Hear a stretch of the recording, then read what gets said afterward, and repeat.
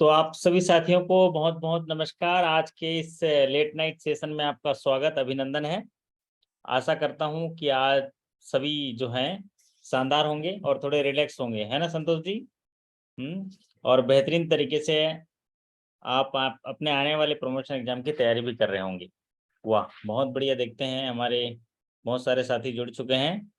संतोष जी हैं और नितिन कुमार जी, धर्मराज जी भी हैं। तो जब भी वीकेंड होता है तो ज्यादातर साथी क्या है, थोड़ा रिलैक्स हो जाते हैं, है ना, वीकेंड में। लेकिन हमेशा अपने रिलैक्स के साथ साथ जो भी आप जिस काम के लिए आगे बढ़ रहे हैं उस काम में लगे रहना चाहिए। और डेली एक दो जो न्यू है उसमें जो ईंट है, आपके एक जो महल बना रहे हैं, घर बना रहे हैं, उसमें जोड़ते रहना चाहिए, ताकि आदत भी बनी रहती है और एक टाइम मैनेजमेंट होता है वो भी शानदार रहता है। तो कृष्णा गौतम जी नमस्ते कर रहे हैं, जितेंद्र जी नमस्ते कर रहे हैं। तो आज साथियों एक बड़े बैंक को जानने की कोशिश करते हैं। आज हम लोग चर्चा करेंगे business figure of Union Bank of India as on 31 March 2022। और जब भी हम बिजनेस फिगर की चर्चा करते हैं तो आपको एक इंसाइट मिलता है कि बैंक जो है किस तरह से व्यापार करती हैं और उस व्यापार के जो पीछे उनका मोटिव क्या रहता है, किस तरह से टारगेट बनाते हैं और उस बिजनेस को किस ग्रोथ के हिसाब से चल रहे हैं। और जब ऐसे हम बैंकों के बिजनेस देखते हैं तो हमें एक कंपटीशन तैयार होता है, हमें एक प्रतिस्पर्धा का माहौल मिलता है कि जब सामने एक बैंक है जो इस तरह से काम कर रहा है, इस तरह से प्रगति रिपोर्ट उसका है, तो हम किस तरह से जो है व्यापार कर रहे हैं या हमारा ग्रोथ क्या है, उसमें आप कंपैरिजन करते हैं। तो बहुत सारे साथी आ गए हैं, राजू नयन जी भी आ गए हैं, चरण जी आ गए हैं, ग्वालियर से, ग्वालियर के महाराजा आ गए, है ना, और भी सर हैं, सूरत से हैं।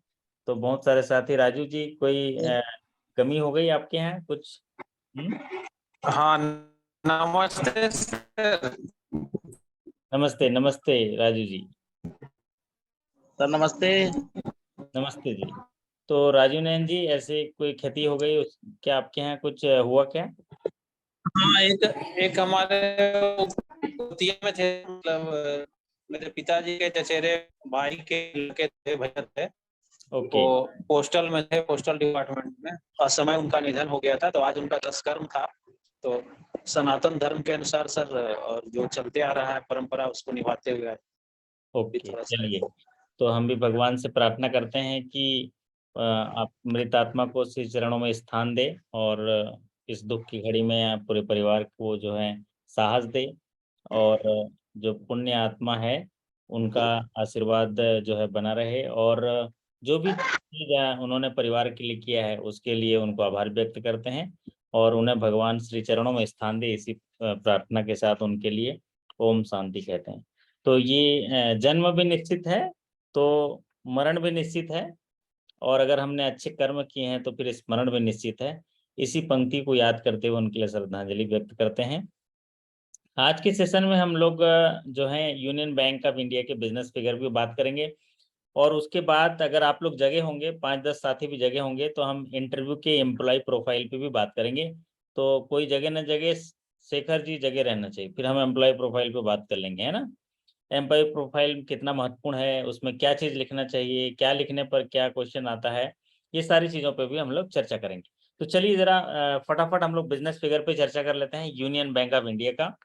तो यूनियन बैंक जो इंडिया है उसका अगर हेड ऑफिस देखेंगे तो ये देखिए, शानदार सा हेड ऑफिस है ना, जबरदस्त, नरीमन मुंबई में, नरीमन पॉइंट मुंबई के पास ये एकदम बिल्डिंग दिख रहा है ना संतोष जी, बढ़िया लग रहा है।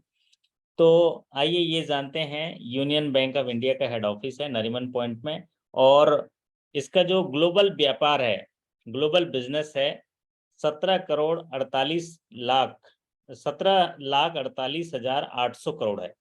मतलब 17,48,800 करोड़, 17 लाख। ये बड़े बड़े बैंक है ना। जब ये मेगा मर्जर हो गया तो मेगा मर्जर के बाद देखे होंगे अब बिजनेस फिगर भी मेगा मेगा हो गए, एकदम बड़े बड़े जो है बिजनेस फिगर हो गए हैं।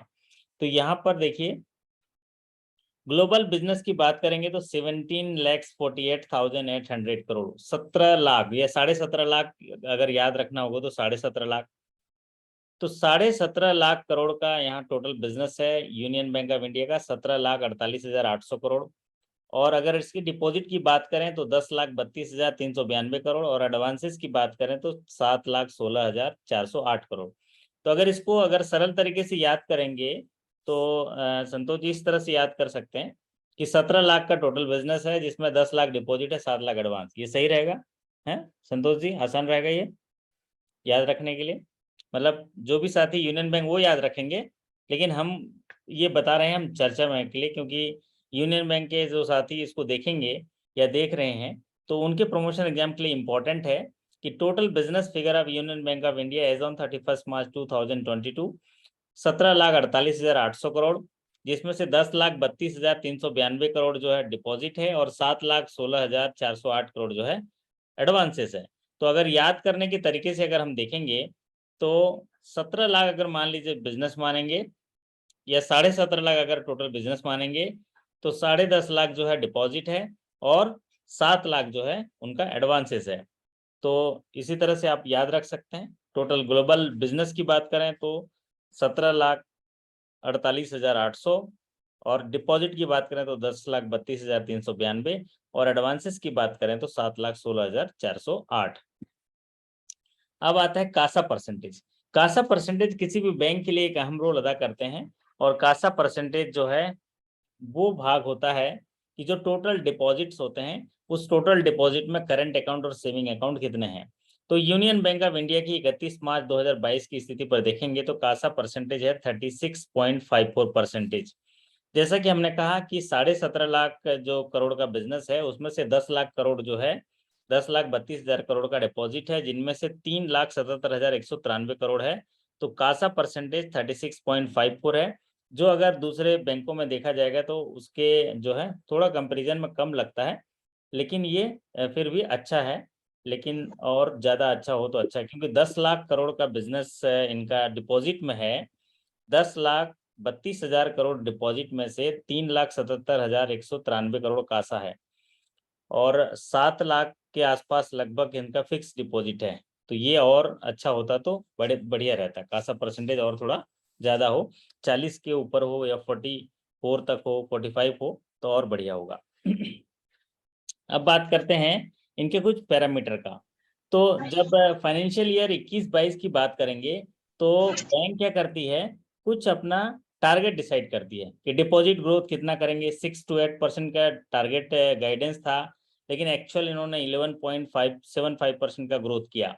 तो डिपॉजिट का ग्रोथ प्रमोशन एग्जाम में एक ग्रोथ पूछा जाता है जो है डिपॉजिट पर ग्रोथ कितना है। तो डिपॉजिट पर ग्रोथ इनका बहुत अच्छा है, तो इसीलिए इस फिगर को याद रखने की जरूरत है 11.75%। और 11.75% ग्रोथ तो काफ़ी ज़बरदस्त ग्रोथ माना जाएगा एक्चुअल में अगर देखेंगे तो डिपॉजिट ग्रोथ। और एडवांसेस का ग्रोथ देखिए 9.60, ये भी बहुत ही बेहतरीन ग्रोथ है। अगर डिपॉजिट का ग्रोथ 11.75% आता है मतलब बहुत ज़बरदस्त ग्रोथ है, और एडवांसेस का ग्रोथ 9.60, ये भी अच्छा ग्रोथ है। कासा परसेंटेज जो इनका लक्ष्य था 36 to 37, ये उसी के बीच में है, 36.54 है। नेट इंटरेस्ट मार्जिन क्या है कि जो इंटरेस्ट हम एडवांस में लेते हैं और जो इंटरेस्ट हम डिपॉजिट में देते हैं उनके का डिफरेंस जो है कितना आता है, तो वो ये आया है 2.94, जो लक्ष्य रखा गया था उसी के बीच में है। ग्रॉस एनपीए का जो लक्ष्य रखा था कि 11% से नीचे होगा और ये 11.11% है, मतलब ये 11% से कम चाह रहे थे लेकिन 11.11% रहा। और नेट एनपीए 4% से कम चाह रहे थे लेकिन ये हो गया 3.68%, ये 4% से कम हो गया। तो इसमें प्रोविजन ये अच्छा कर दिए होंगे। तो ये हम इस पूरे स्लाइड में अगर याद रखना है तो डिपॉजिट ग्रोथ को याद रखना है। डिपॉजिट ग्रोथ है 11.75% और ये एनपीए को याद रखना है। एनपीए है नेट एनपीए 3.68%, ग्रॉस एनपीए 11.11% और एक कासा परसेंटेज 36.54। इतना अगर याद करेंगे तो आपका काम हो जाएगा। तो ये आपका पैरामीटर है ग्रोथ वाइज। तो इसमें ज़्यादातर अगर पॉपुलर सीरीज का परसेंटेज वाइज देखेंगे तो डिपॉजिट में कितना ग्रोथ हुआ ये पूछा जाता है। चलिए अब बात करते हैं अगले पैरामीटर पर। ये जो पैरामीटर है इसमें ग्रोथ दिया गया है, आपका जो इंडिकेटिव रेशियो वगैरह दिए गए हैं परसेंटेज कितने के हैं। जैसे gross NPA percentage, gross NPA percentage देखिए मार्च 19 में 15% था और यहाँ से कम होता हुआ 11.11% हुआ मार्च 22 में। मतलब आप अच्छा बेहतर काम कर रहे हैं उसका इंडिकेटिव दिखाता है। तो अगर मार्च 22 की स्थिति में देखेंगे तो ये परसेंटेज है 11.11% और 11.11% इसको अच्छा माना जाएगा, है ना, ये बेहतर माना जाएगा। आप पूरा पैरामीटर देख सकते हैं कि 19 को देखेंगे, अगर मान लीजिए 21 को भी देखेंगे तो 13.74% था जो अभी 11.11% हो गया है।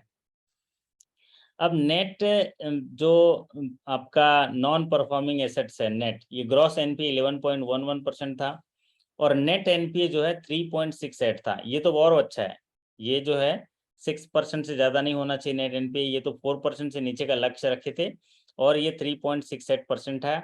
और अगर ग्रॉस एनपीए जो है ये 11 से नीचे का लक्ष्य रखा गया था लेकिन ये 11.11 है। और net NPA to net worth, net NPA to net worth 46.95 है, जो भी बहुत ही अच्छा एक इंडिकेटिव है क्योंकि नेट एंड जो वर्थ होता है उसका कितना हिस्सा है। अगर देखिए यहाँ पर 19 में देखेंगे शेखर जी, तो 19 को देखिए, 19 में अगर मान लीजिए इनका नेटवर्थ टू नेट एनपीए कितना है अभिनंदन जी, इस बैंक की जिसकी बात कर रहे हैं इसका नेट एनपीए टू नेटवर्थ का रेशियो कितना है, 107.42% है। मतलब जितना इनका नेट एनपीए था उतना उनका नेटवर्थ था, है ना, नेटवर्थ था। तो आप सोचिए कि मान लीजिए वो उसमें पूरा पूरा प्रोविजन में चला जाएगा, ये इसीलिए ये खराब था। अब धीरे धीरे ये सुधर रहा है, 46.95 जो है परसेंटेज हुआ, परसेंटेज में आ गया। हाँ, ये जो है परसेंटेज जो है कम हुआ है। अगर मान लीजिए नेटवर्क के बराबर ही होगा तो पूरा पैसा तो एनपीए में ही चला जाएगा, है ना, क्योंकि जो एनपीए में हाँ प्रोविजन करने में चला जाएगा, क्योंकि वो एनपीए के स्टेज वाइज प्रोविजन होते हैं। जिस समय वो 100% प्रोविजन में चला जाएगा पूंजी तो वहीं चली जाएगी पूरी पूंजी, है ना। हाँ अच्छा, तो इस पूरे स्क्रीन में से हमने देखा नेट एनपीए आपके लिए इंपॉर्टेंट है, जो यूनियन बैंक के साथ ही अगर इसको देख रहे हैं और देखेंगे तो 3.68%। और एक है provision coverage ratio. Provision coverage ratio सभी बैंकों के लिए एक इम्पोर्टेंट टूल होता है ताकि आपके जो बैंक के सस्टेनेबल जो इम्प्रूवमेंट होता है, सस्टेनेबल जो मजबूती जो बनाए रखता है बैंक को, वो होता है प्रोविजन कवरेज रेशियो। मतलब आप के पास प्रोविजन कितना रखे हैं, आप प्रोविजन किस लिए रखते हैं अभिनंदन जी, ये भी इंटरव्यू में पूछा जा सकता है, प्रोविजन क्यों करते हैं। सर, ताकि अगर अगर कोई खराब समय अगर स्थिति आता है बैंक का कोई लोन के लिए अगर मान लीजिए तो उसको रिकवर करने के लिए बैंक हाँ मतलब जो लोन अगर रीपे नहीं होता है तो वहां से प्रोविजन से वो अमाउंट देके एडजस्ट करता है बैंक। बहुत बढ़िया। तो जो आयरेक्ट नॉर्म्स दिए गए हैं, आयरेक्ट नॉर्म्स दिए गए हैं जो income recognition and asset classification, कि हम ब्याज तो लगा रहे हैं, ब्याज लगा रहे हैं, लेकिन अगर वो ब्याज एक्चुअल में वसूली होके नहीं आ रहा है तो आपका वो इंटरेस्ट इनकम नहीं होगा, वो जो है इनकम रिकॉग्निशन नहीं होगा। तो जब भी कोई खाता जो है रिस्क देने वाला होगा या उसमें से कोई लॉस होने की आशंका होती है तो वहां पर प्रोविजन करना है। क्यों? क्योंकि हमने जो पैसा लगाया है वो किसी और का है और किसी और को हमने पैसा दिया है, इसीलिए वहां पर प्रोविजन करना होता है कि अगर उतना पैसा डूब भी जाए तो बैंक के पास वो बैलेंस शीट में इतनी मजबूती है कि उसको रिकवर कर लेगा या उसको पे कर देगा। तो पीसीआर का मतलब होता है प्रोविजन, जो एनपीए में प्रोविजन करते हैं ये, और टैक्स में प्रोविजन करते हैं ये सारे जो है प्रोविजन कवरेज रेशियो है 83.61 जो अच्छा माना जाएगा। और मिनिमम कितना होना चाहिए, ये प्रोविजन कवरेज रेशियो का जो मिनिमम होना चाहिए 70%। 70%। 70%। 70% इसका जो है थ्रेशोल्ड लिमिट है, इससे नीचे है तो वो अच्छा नहीं माना जाएगा, इससे ऊपर है तो अच्छा माना जाएगा। अब एक आता है यहाँ पर सीआरएआर। सीआरएआर इनका देखिए capital to risk weighted asset ratio, capital to risk weighted asset ratio है 14.52 जो अच्छा माना जाएगा।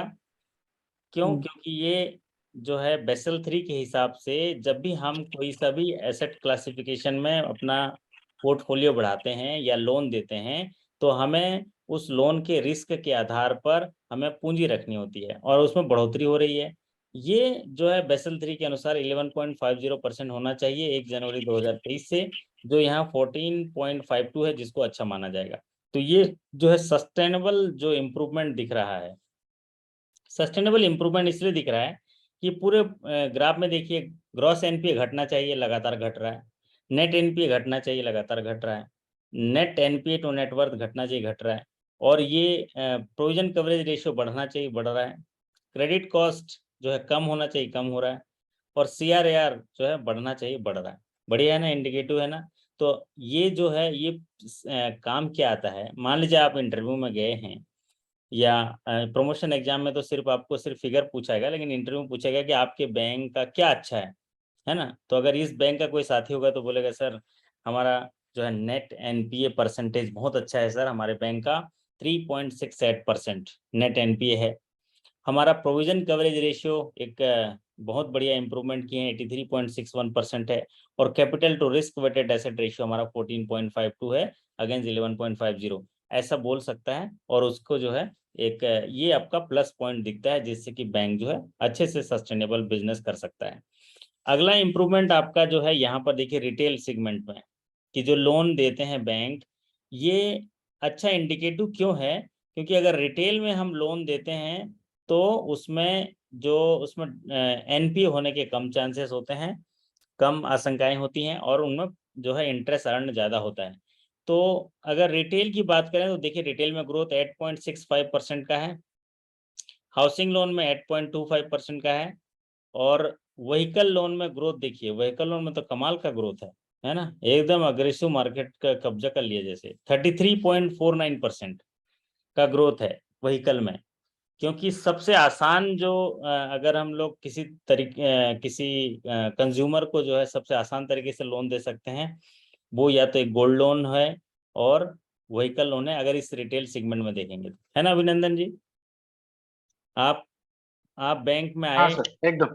बैंक में आए और 5 मिनट मेरे से बात किए, हम्म। और मैं आपको एकदम तुरंत ही इसके लिए तैयार कर सकता हूँ। अरे अभिनंदन जी 50,000 की सैलरी है, क्या है 50,000 की सैलरी और ऑटो में आते हो, हैं आओ चलो एक चेक दो, हम पैसा देते हैं। बोले सर क्या कर रहे हैं सर, ऑटो में तो चल रहा है जिंदगी। अरे क्या है, 50,000 की सैलरी चलती है आपकी, है कोई डिडक्शन नहीं है, और दूसरा आपको जो सोशल रिस्पेक्ट है ये मिलेगा वो मिलेगा। अरे सर नहीं नहीं है, नहीं नहीं ले लेके जाइए, और आपसे मार्जिन भी नहीं मांगता है। कैसे, 5 लाख की गाड़ी में 10% मार्जिन है ना, अधिकतर 4 व्हीलर में टेन हाँ परसेंट मार्जिन है। 50,000 का जो 1 महीने की सैलरी दो और ले जाओ, और इजी ईएमआई है। तो व्हीकल लोन इसलिए भी है क्योंकि जिस दिन जो अभिनंदन चाहेंगे ना, अभी दुर्गा पूजा में गाड़ी चाहिए तो उनको मिल जाएगा उसी दिन घर, क्योंकि इतना सर। सिंपल सिंपल है। हाँ सर, और यूबीआई का सर मार्केटिंग भी बहुत अच्छा है। वो बहुत सारे कंपनी के टाटा वैसे ऐसे वैसे टाइप करके रखता है, जैसे प्रोसेसिंग फी भी वेव करके देता है, तो कस्टमर और ज्यादा वे अट्रैक्ट होता है, इजी साथ प्रोसेस। में उनको ना एजेंट को कमीशन भी देता है, हाँ डीलर को भी कमीशन देता है। तो जहां से 2 पैसा उनको जो मिल रहा है तो उनको सारे केसेस जाते हैं, यही दिख रहा है ना, ये बिजनेस ग्रोथ दिख रहा हाँ, है। बिजनेस होता है सर। जो भी है वो कंपनी भी चाहता है कि आप ये यूनियन बैंक से ही लोन लीजिए और यहीं से कार लोन आप ले परचेस कीजिए, वो भी व्हीकल लोन मतलब। व्हीकल लोन कितने दिन में सैंक्शन हो जाना चाहिए अभिनंदन जी? Sir 15 days. हैं, ये पे कोई नहीं लेगा यार लोन यार, सब चले जाएंगे सब तो। सब चले जाएंगे शेखर जी के पास, शेखर जी के बैंक। मैक्स। व्हीकल लोन तो 2 दिन ओके। में हो जाना चाहिए, आज एप्लीकेशन दिया कल, व्हीकल लोन का टेट 2 डेज है अच्छा अच्छा ना। सर, ये नहीं करना। हम्म तो आप अपना टर्न अराउंड टाइम में भी देख लीजिएगा, व्हीकल लोन 2 डेज में होना चाहिए, पर्सनल लोन 1 दिन में होना चाहिए, हाउसिंग लोन 6 दिन में होना चाहिए, गोल्ड लोन 1 दिन में होना चाहिए, और एजुकेशन लोन जो है 3 डेज में होना चाहिए, अगर मॉर्गेज है तो 7 डेज में होना चाहिए, और व्हीकल लोन तो वेरी नेक्स्ट डे होने चाहिए, मतलब 2 दिन में हो जाना चाहिए। 2 दिन। यहाँ पर एक अच्छा प्लस पॉइंट इनका है कि ग्रोथ रिटेल सेगमेंट में बहुत बढ़िया है। चलिए अब अगर नंबर ऑफ ब्रांचेस की बात करें तो इनका जो ब्रांचेस है 8,873 ब्रांचेस हैं। तो 8,873 ब्रांचेस हैं, क्योंकि बैंक जो है अपनी शाखाओं को एक ही जगह में, अभी ऐसे भी मर्ज हुआ है इनका बैंक, बड़ा बैंक बना है, तो एक ही जगह बहुत सारी शाखाएं, उनको कम किया होगा, इसलिए अभी मार्च 22 में 8,873 ब्रांचेस हैं। नंबर ऑफ एटीएम भी देखिए 232 हुआ है। सभी बैंकों में ये देखा गया अभिनंदन जी, ये भी सवाल पूछा जा सकता है इंटरव्यू में कि एटीएम की संख्या कम होती जा रही है, उसके पीछे कारण क्या है? सर अभी कस्टमर्स ज्यादा डिजिटल ट्रांजेक्शन के ऊपर ज्यादा अभी फोकस कर रहे हैं, बैंक भी ज्यादा फोकस कर रहे हैं, तो इसलिए सर अभी और सर होता है कि मेरे अभी जो एटीएम का विड्रॉल का जो लिमिट अभी सभी बैंक ने वो अभी लगा दिया, मैक्सिमम 4 विड्रॉल्स, तो इसी के कारण सर सभी ऑनलाइन डिजिटल ट्रांजेक्शन ही ज्यादा प्रेफर कर रहे हैं। हाँ, तो ऐसा पूछा जाएगा तो ऐसे इनके सवालों का जवाब ऐसा दीजिएगा कि रिस्पेक्टेड सर, देश जो है डिजिटलाइजेशन की ओर बढ़ रहा है, डिजिटल बैंकिंग की ओर बढ़ रहा है, और ऐसे में भारत सरकार भी कैशलेस इकोनॉमी को प्रमोट कर रहे हैं। कैशलेस तो एटीएम भी तो कैश से जुड़ा हुआ है ना? हमारे शेखर जी देख तो बढ़िया एकदम स्माइल के साथ ब्रांच में बैठे रहते हैं, इतना 10 लाख निकाल लेते हैं। कितना निकालते हो शेखर जी? 10 लाख या 20 लाख? हैं, सुबह जाते हैं चाबी से 10 लाख निकाल के बैठ जाते हैं। तो ये कैश इकोनॉमी है, मतलब इनका काम ही है कि कैश देना है, कैश लेना है। तो एटीएम का काम भी तो वही है ना, कैश देना है, कैश लेना है। तो इसी को जरा डिमोटिवेट करने के लिए, कैशलेस इकोनॉमी की ओर बढ़ोतरी देने के लिए भारत सरकार ने, बैंक ने जो UPI transaction, online transaction, mobile banking, IMPS, ये बहुत सारे ट्रांजैक्शन जो हैं, जो ऑनलाइन ट्रांजैक्शन के मोड दिए गए हैं। और क्या दिए हैं? मर्चेंट के यहाँ ट्रांजैक्शन होते हैं। ऐसा कौन सा जगह है जहाँ पर देखिए वो क्यूआर कोड में ट्रांजैक्शन हो जाता है, होता है ना? और हाँ कई सर। तो ऐसे चीजें हैं जहाँ पर आपके उसके नजदीक से गुजरते हो, अपना एटीएम कार्ड रखते हो तो भी ट्रांजैक्शन हो जाता है, वाईफाई हाँ, ट्रांजैक्शन, है ना? Wifi, NFC. तो आप बोलिएगा कि सर कैशलेस इकोनॉमी, और दूसरा इसमें क्या होता है, ऑपरेटिंग कास्ट ज्यादा होता है एटीएम में, है ना राजू जी? जब भी एटीएम से अगर लेन देन करेगा तो ऑपरेटिंग कॉस्ट ज्यादा होता है। बताओ क्यों? क्यों? क्योंकि इसमें तीन चार एजेंसियां शामिल होती हैं। एक एजेंसी बताओ राजू जी। एक तो है कैश वैन, नोट लेके जी। पहुंच जाएगा। क्या जी। कैश वैन चाहिए ना? कैश वैन भाई, हम्म। एटीएम है, अभी हड़ताल का आशंका है ना, हड़ताल हो सकता है ना अभी 2 दिन, है ना? तो आप सोचिए अगर कैश की व्यवस्था वहां पर पहुंचानी है तो कैश मूवमेंट है, उसमें खर्चा ज्यादा होता है। प्लस यहाँ पर जो वेंडर लगाते हैं, वेंडर को फीस पे करते हैं, क्योंकि जब मशीन रखे तो सर्विस देनी है। फिर सर्विलांस रखना पड़ता है, कोई फ्रॉड ना हो जाए, तो उसके लिए भी टीम बैठी रहती है ना? और रिकॉर्ड होता रहता है, तो बहुत सारी ऑपरेटिंग एक्सपेंसेस है इसमें। तो उस ऑपरेटिंग एक्सपेंसेस को भी कम करना होता है, क्योंकि वही ट्रांजेक्शन, वही उद्देश्य जो है वो दूसरे मोड से पूरा हो रहा है। अच्छा बताइए अभिनंदन जी, एक सीधा सा एकदम लॉजिकल सवाल है, पब्लिक बैंक क्यों आती है? हम्म? सर डिपॉजिट और नया जो बेसिक है, डिपॉजिट और विड्रॉल के लिए। पैसा जमा करने डिपॉजिट आती है, करना है या फिर विड्रॉल करना है। हैं? हाँ। बैंक आती है, हम्म। मतलब पहली बार जब बैंक आएगा तो जो है पैसा जमा करने आएगा, और दूसरी बार बैंक आएगा तो पैसा जमा करने आएगा या निकालने आएगा, बस। हाँ ये हाँ। मुख्य उद्देश्य सही। है। हाँ। कि आयाम अलग अलग हो सकते हैं, कोर तरीके से मैं बता रहा हूँ कि पैसा जमा करने, पैसा निकालने आता है बैंक। अगर यही हम्म। काम उसको हर जगह एक हो जाए, पैसा निकालने क्यों आता है, पैसा जमा करने क्यों आता है अभिनंदन जी बताओ? उसके पास अभी जरूरत नहीं है, एक्सेस है उसका, वो इसलिए नहीं जमा नहीं करते रहता है। नहीं नहीं नहीं, आप बेसिक उसको कहीं कॉन्सेप्ट, पैसा जमा उसको कहीं से कहीं मिला है? ट्रांसफर करना होता है। ना ना राजू जी, पैसा जमा करने इसलिए आया है क्योंकि कहीं से उसको मिला है, कहीं से मिला है उसको पैसा। यस, कहीं से अच्छा मिला अच्छा। है तो लाके बैंक में जमा करता है। फिर जब किसी को देना है तो पैसा निकालने आता है।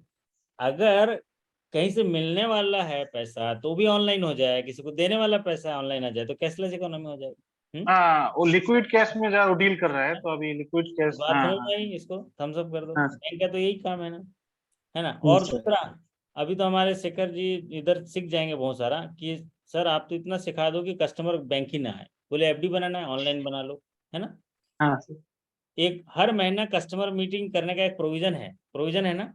तो हर महीना हाँ आप कस्टमर मीट करके सब लोगों को ऑनलाइन ट्रांजेक्शन सिखाओ। उस दिन बड़ा सा टीवी ले आओ किराए पर, अगर है बैंक में तो अच्छी बात है, नहीं तो प्रोजेक्टर ले आओ राजू जी, हैं?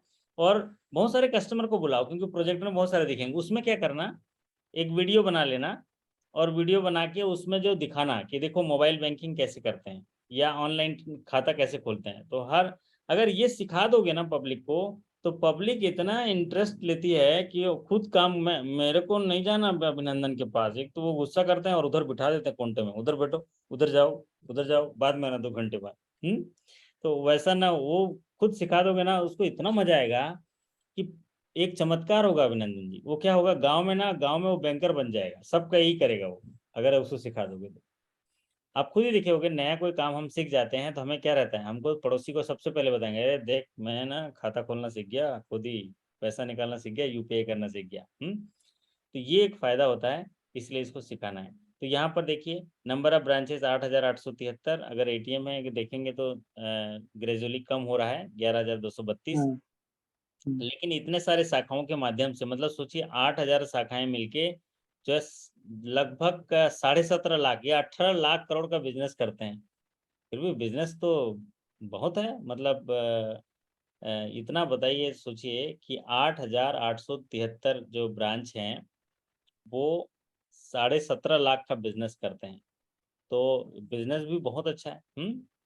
अब बात करते हैं इनके प्लस पॉइंट, क्या क्या चीज अच्छा है इनका। देखिए टोटल बिजनेस में ग्रोथ 10.86% है, ये जबरदस्त है। 10.86%, 7 या 8% से अगर ग्रोथ ज्यादा हो रहा है तो भी बहुत ज्यादा होता है। अभी 10.86% का ग्रोथ है। अगर टोटल डिपॉजिट में देखेंगे तो 11.75% का ग्रोथ है। कासा में अच्छा ग्रोथ है 12.40%। रैम में 9.36% का ग्रोथ है। एनपीए में डिग्रोथ है, एनपीए तो कम होना चाहिए ना, ग्रॉस एनपीए कम होना चाहिए, तो उनमें डिग्रोथ है, ठीक बात है। नेट एनपीए भी कम हुआ है, वो भी ठीक है। और क्रेडिट कॉस्ट भी कम होना चाहिए, वो भी ठीक है। नेट एनपीए टू नेटवर्थ ये भी कम होना चाहिए, वो भी ठीक है। और आपका जो नेट प्रॉफिट है वो बढ़ा है, कितना, 80% बढ़ा है। 80% net profit year two year, कमाल कर दिया अभिनंदन जी हैं। तो सर ये ये रैम एडवांसेस क्या है सर, ये RAM इसका? Retail agriculture MSME, retail agriculture MSME को बोलते हैं राम राम, है ना। और आजकल बैंक में सभी राम राम ही करते हैं, कैसे बताओ, सब यही काम तो करते हैं, रिटेल एग्रीकल्चर एमएसएमई, है ना, रिटेल एग्रीकल्चर एमएसएमई। चलिए अब बात करते हैं बिजनेस परफॉर्मेंस की। तो ये देखिए बिजनेस परफॉर्मेंस देखिए यूनियन बैंक का ग्रोथ तो बहुत जबरदस्त है 11.75%। और अगर बिजनेस में देखेंगे तो मार्च 2022 को 10,32,102 करोड़ का बिजनेस डिपॉजिट है, मतलब लोगों ने डिपॉजिट किया 10,32,132 जो है ये डोमेस्टिक डिपॉजिट, और 290 करोड़ जो है ये जो है ग्लोबल ओवरसीज डिपॉजिट है। तो टोटल मिला के 10,32,392 करोड़ जो है ये टोटल डिपॉजिट है। मतलब इतना बड़ा बैंक है, 8,873 शाखाओं में लेके इनमें जो डिपॉजिट है लोगों का वो है 10,32,392 करोड़, और एडवांसेस 7,16,000, तो दोनों मिलाएंगे तो 17 लाख जो है 17.5 लाख के लगभग इनका टोटल बिजनेस है। तो डिपॉजिट तो बहुत ही शानदार है। और अगर सीडी रेशियो देखेंगे तो कितना है अभिनंदन जी, 7 लाख का एडवांसेस है और 10 लाख डिपॉजिट है, सीडी रेशियो कितना हो गया? सर 70 70%, लगभग तो वो 70 भी अच्छा है। तो ये दिखाता है 70% सीडी रेशियो है, तो इनका प्रॉफिट भी अच्छा होगा। प्रॉफिट भी अच्छा होगा क्यों? क्योंकि जो पैसा 10 लाख रुपए लोगों ने जमा किया है उसमें हम ब्याज दे रहे हैं कम, और 7 लाख उसको उठा के लगा दिए ब्याज ज्यादा में, ठीक है। तो जब ब्याज ज्यादा में लगाएं और अच्छे एडवांसेस में आए हैं तो फिर वो इंटरेस्ट इनकम ज्यादा हो जाता है, इसलिए इनका प्रॉफिट हुआ होगा। तो सीडी रेशियो भी अच्छा है इनका, और डिपॉजिट भी इनका बहुत अच्छा है। अब बात करते हैं यहाँ पर ग्रॉस एडवांसेस। ग्रॉस एडवांसेस में देखिए कि लगभग 7 लाख करोड़ का एडवांसेस डोमेस्टिक एडवांसेस है, और 17,139 करोड़ का जो ओवरसीज एडवांसेस है, बाहर विदेश में जो एडवांस किए हैं विदेश शाखाओं के माध्यम से। और ये जो 6,99,000 जो है ये देसी शाखाओं में से है। तो ये 7,16,418 करोड़ का जो है एडवांसेस है, और एडवांसेस में ग्रोथ भी अच्छा है 9.60%, 9.60% का ग्रोथ है। और अगर इस जो स्टैंडर्ड की बात करेंगे, स्टैंडर्ड में ग्रोथ देखिए 12.93% का है। मतलब एनपीए तो काफ़ी कंट्रोल किया है, क्योंकि हमने पहले ही देख लिया नेट एनपीए बहुत कम है ना, ग्रॉस एनपीए भी कम हुआ है। तो स्वाभाविक सी बात है कि स्टैंडर्ड एडवांसेस का ग्रोथ अच्छा हुआ है। तो इसमें अगर हम प्रोपोर्शन में देखेंगे कॉरपोरेट और रिटेल के तौर पे, जो हम अभी कह रहे थे रैम वगैरह, तो ग्रॉस एडवांसेस में देखिए इसमें कॉरपोरेट जो एंड अदर्स है, ये कॉरपोरेट का हिस्सा तो काफ़ी बड़ा है। कॉरपोरेट फाइनेंस मतलब जो बड़े फाइनेंस होते हैं ना, इनको कॉरपोरेट फाइनेंस कहते हैं। है ना। 10 करोड़ से ऊपर के जो फाइनेंस होंगे उनको जो है वो कॉर्पोरेट फाइनेंस कहलाएंगे। और रिटेल सेगमेंट में देखिए, रिटेल में ये 19% है। एग्रीकल्चर में भी आपका जो परसेंटेज है वो 19% है। एमएसएमई में जो है वो 16% है। तो ये आपका प्रोपोर्शनेट है, इसमें ज़्यादातर लार्ज हिस्सा तो कॉर्पोरेट का दिख रहा है। अब बात करते हैं अगले सेगमेंट का। तो अभी तक हमने क्या देखा, इनका टोटल डिपॉजिट है 10,32,000 करोड़ और एडवांसेस है 7,16,408 करोड़। टोटल बिजनेस है 17.5 लाख, 17,48,000 कुछ है। और ग्रोथ इनका ग्रोथ वाइज काफ़ी अच्छा है। 10% से ऊपर इनका टोटल बिजनेस ग्रोथ है। 11.75% डिपॉजिट ग्रोथ है। 9.60% जो है एडवांसेस में ग्रोथ है। अब बात करते हैं प्रियरिटी सेक्टर अचीवमेंट, है ना। प्रियरिटी सेक्टर अचीवमेंट तो सबको करना ही करना होता है। ऐसा कोई सा भी बैंक नहीं होगा जो प्रियरिटी सेक्टर एडवांसेस अचीव नहीं किया होगा। कोई एक आध बैंक होगा जो नहीं किया होगा। तो उसके लिए क्या करना पड़ता है अभिनंदन जी? उसके लिए नाबार्ड में उसके लिए नाबार्ड में सर वो जो RIDF जो होता है पैसा रखना पड़ता है। हाँ पैसा रखना। मान लीजिए आप प्रियरिटी सेक्टर के टारगेट पूरा नहीं कर पाए तो फिर जितना शॉर्टफॉल है उसको जो है आपको नाबार्ड RIDF फंड में रखना होता है। RIDF फंड पर में इस बैंक का जो बात कर रहे हैं यूनियन बैंक ऑफ इंडिया की, देखो कैसे अचीवमेंट किया। एग्रीकल्चर का टारगेट है 18%, इन्होंने अचीव किया 19.71%। तो बढ़िया है, इसको अच्छा माना जाएगा। क्योंकि ज्यादातर बैंक 18% टारगेट है तो 18 के आसपास या 18 से थोड़े ऊपर रहते हैं, है ना।